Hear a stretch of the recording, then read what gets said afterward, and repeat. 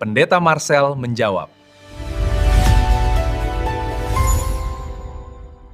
Oke, kembali lagi di segmen yang bukan luar biasa tapi biasa di luar. Ini dia segmen Pendeta Marcel menjawab. Oke, dan segmen ini seperti biasa adalah segmen di mana saya akan menjawab semua pertanyaan dan dimulai dari tim saya. Dan kalau saudara ingin menjadi bagian dalam acara atau segmen ini juga bisa tuliskan pertanyaan Anda, apapun yang menjadi pertanyaan Anda, apapun itu silakan tulis di kolom komentar. Kami siap untuk menjawabnya semampu kami tentunya ya. Dan kali ini kita akan ke Ki. Apa Ki pertanyaannya Ki?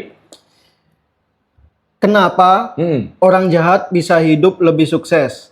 Terus kenapa orang baik masih bisa mengalami penderitaan? Oke, kenapa orang jahat bisa hidup lebih sukses? Kenapa orang baik masih bisa mengalami penderitaan? Ini bagus sekali ya. Kita akan bahas satu persatu ya. Kita bahas orang jahatnya dan orang baiknya. Nah, ketika bicara tentang dalam hidup ya, ketika bicara tentang orang baik, kita sudah hidup baik di dalam Tuhan, kita sudah hidup dalam kebenaran. Tapi apakah kita bebas dari penderitaan? Tentunya tidak. Kenapa? Karena firman Tuhan berkata, Tuhan nggak pernah berjanji, artinya gini, Tuhan nggak pernah janji ketika kita ikut Tuhan semua bebas dari masalah, tantangan, persoalan kehidupan, tetapi yang menjadi janji Tuhan adalah ketika kita hidup dalam kebenaran, ada penyertaan Tuhan yang sempurna di sana. Jadi penderitaan mungkin boleh ada buat orang baik, tetapi orang baik akan selalu punya kekuatan. Kenapa? Karena tangan Tuhan menopang. Makanya firman Tuhan berkata kita boleh jatuh, tapi tidak sampai tergeletak sebab tangan Tuhan yang menopang. Ketika saudara dan saya mengalami penderitaan, selama kita hidup benar, selama kita hidup baik, maka segala perkara dapat ditanggung dalam Tuhan yang memberikan kekuatan kepada kita. Haleluya. Nah, kemudian bagaimana dengan orang jahat? Ini juga menarik. Ada yang bilang, Pak, kok orang jahat kayaknya hidupnya enak-enak aja, bisa sukses, bisa berhasil.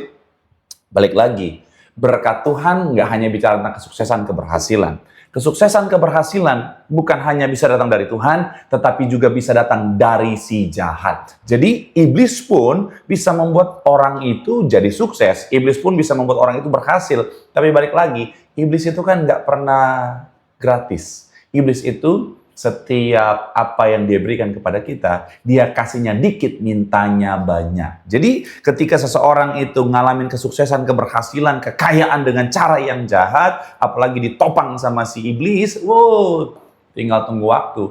Ujung-ujungnya kehancuran akan jadi bagian dalam kehidupannya. Bahkan kadang-kadang bukan cuma dia. Kalau kita berkata, siapa loba akan keuntungan gelap, menghancurkan dirinya? Bukan. Rumah tangganya. Artinya apa? Bukan cuma dirinya yang rusak, tapi keluarganya yang rusak. Kemudian saya boleh ambil beberapa bagian dalam firman Tuhan. Contoh, yaitu Galatia 6 ayat 7 dikatakan, janganlah sesat, Allah tidak membiarkan dirinya dipermainkan, karena apa yang ditabur orang, itu juga yang akan dituainya.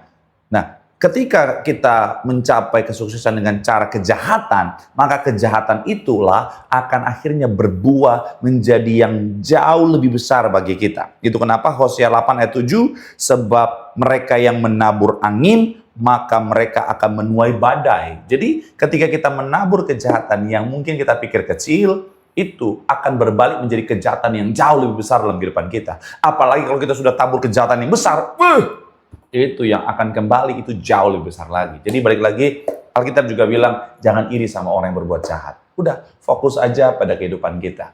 Fokuslah tetap hidup baik, tetap hidup benar. Kenapa? Orang jahat akan menuai apa yang dia tabur. Nah, kita tetap menuai kebaikan, urusan kita sama Tuhan. Tuhan yang jamin kehidupan kita, Tuhan yang berkati, Tuhan yang pelihara. Kemenangan Tuhan sediakan bagi setiap kita yang hidup dalam Tuhan. Itu dia.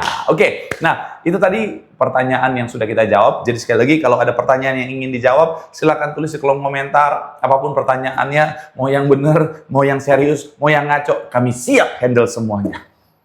Jadi sekali lagi, semoga konten ini boleh jadi berkat buat semuanya. Sampai jumpa di episode Pendeta Marcel menjawab selanjutnya. Tuhan Yesus memberkati. Bye-bye.